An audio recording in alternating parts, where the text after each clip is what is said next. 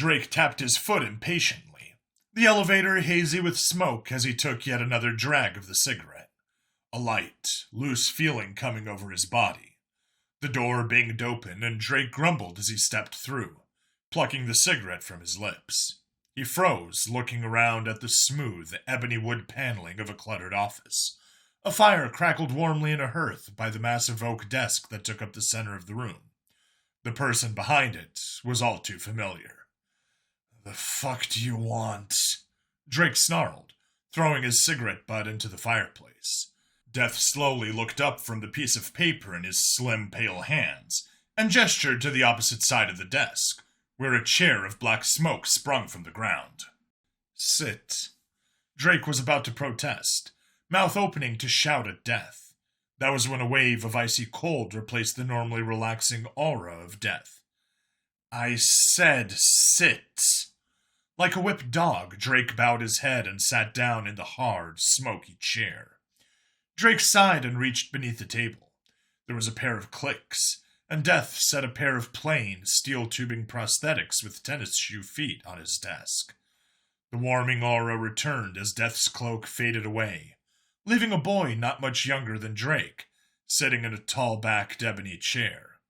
Death plucked 2 golden-black cigarettes from the air, lighting them both before slinging one to Drake. Catching it, Drake felt an overwhelming, unnatural calm as he took his first drag. Death sighed out in a small cloud of smoke before speaking. "You're losing it, Drake." A flare of rage ignited in Drake's chest as he pounded a fist on the table. "The fuck do you mean I'm losing it, you bag of bones? I'm perfectly fine!" Death gave Drake a knowing look before taking a long drag of his cigarette.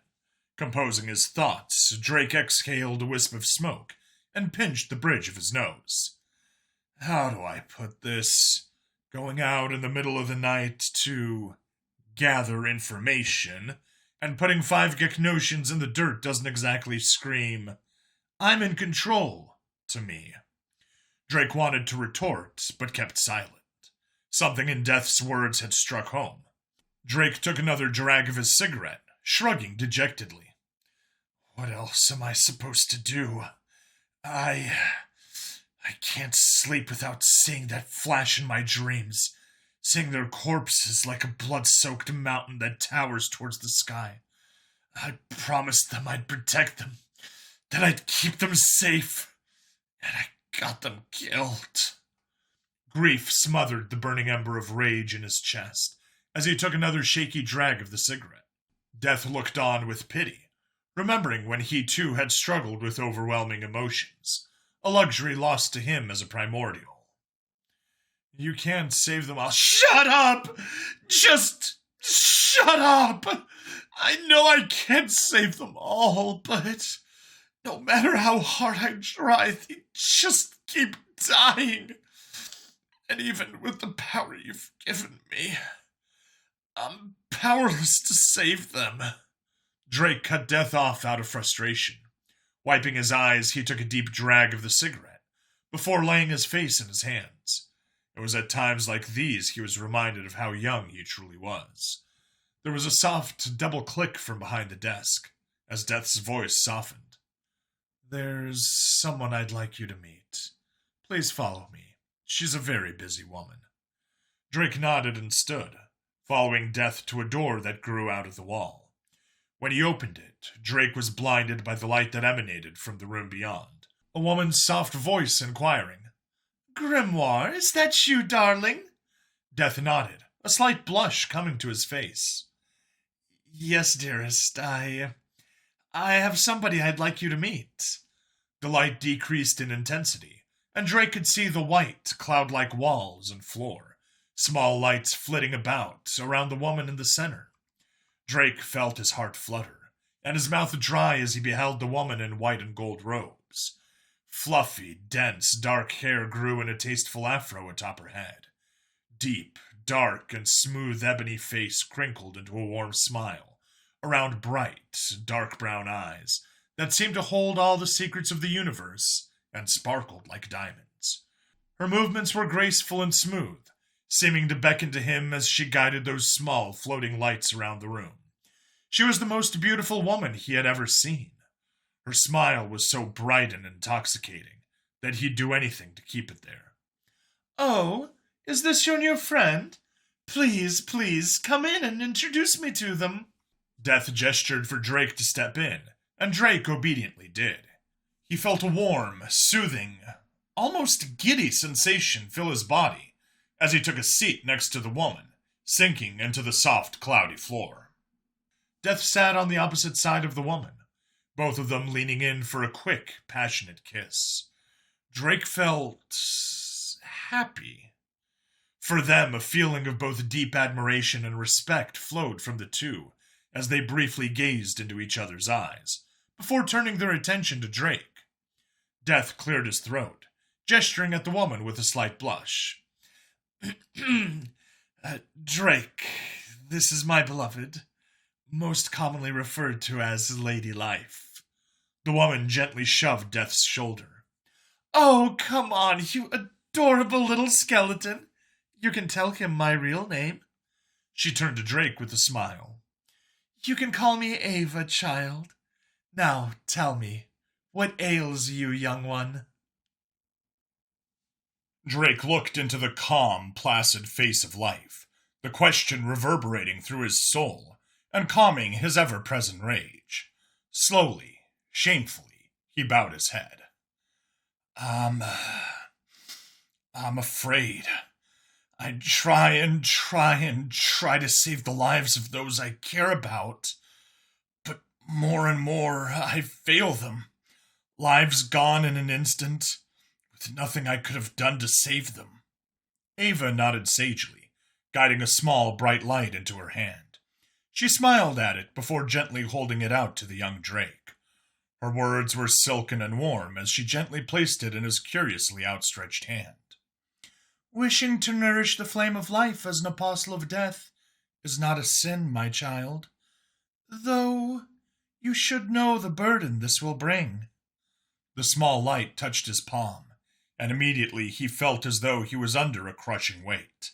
And yet, staring at that small, bright light, he wouldn't dare let it drop to the floor.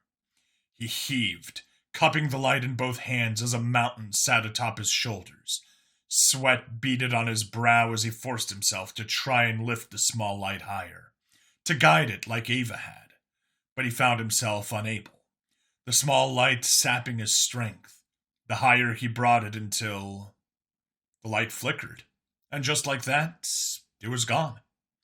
Drake felt an overwhelming, inexplicable sadness in his chest as the weight was lifted from his shoulders.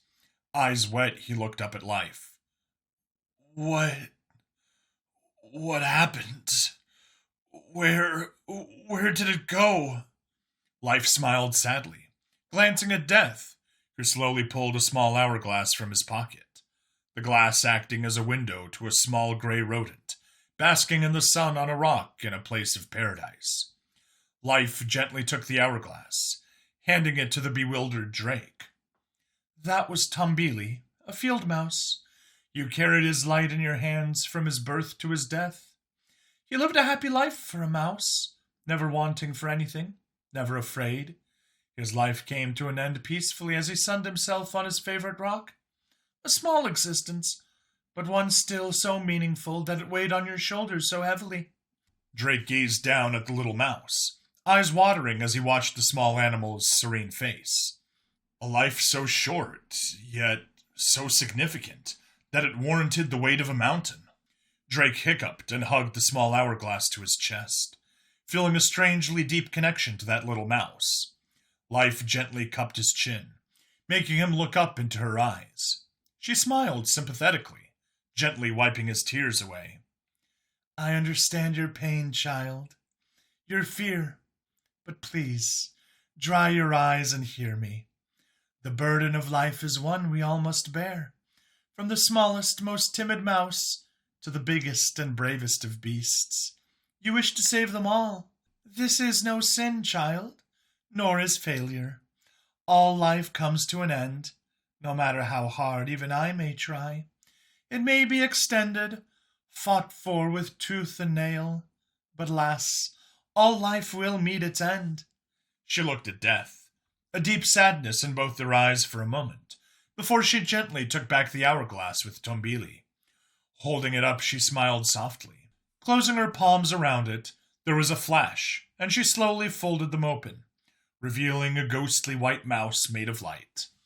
Life guided the mouse up her arm, before extending her other one out towards Drake.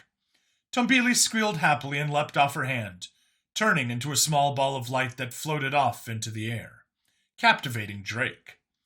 Death watched the light almost prance around the room before speaking. "Take it from me, kid. Just as all life must meet its end, death is not permanent either. It's a break from the struggles and troubles of existence. Some use it to spend time with long-lost loved ones.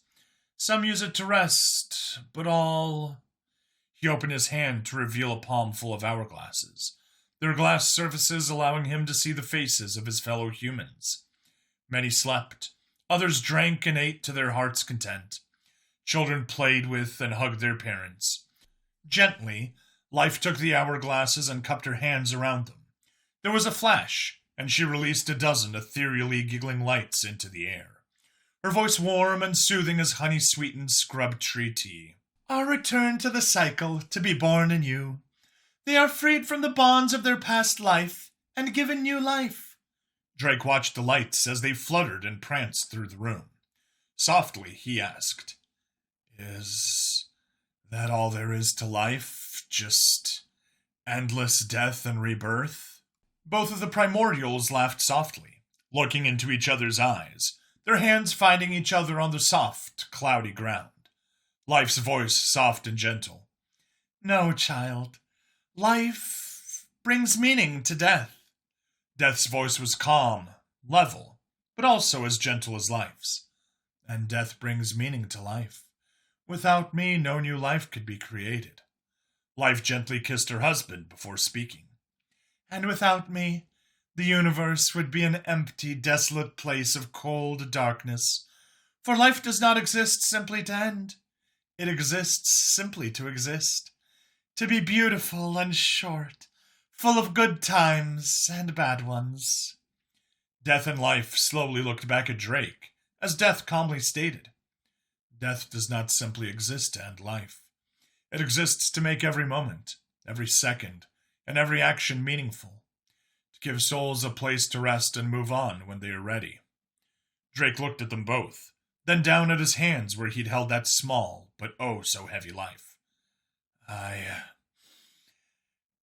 think I understand now, but it still hurts knowing I couldn't do anything."